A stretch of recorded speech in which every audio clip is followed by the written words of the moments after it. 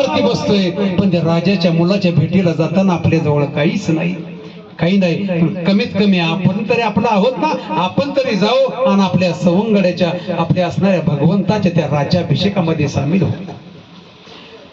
आणि गोकुळामध्ये खबर पसरली, सर्व मंडळी राज्याभिषेक ज्या राजमहालात चालला होता, मोठ्या थाटामध्ये भगवान गोपाल कृष्णाचा राज्याभिषेक. आणि या राज्याभिषेक सोहळ्यासाठी राजा नंदाने अशी तयारी केली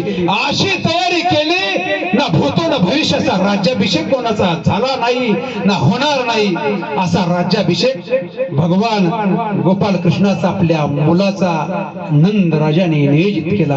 आणि नंद राजाने नियोजित केलेला राज्याभिषेक सोहळा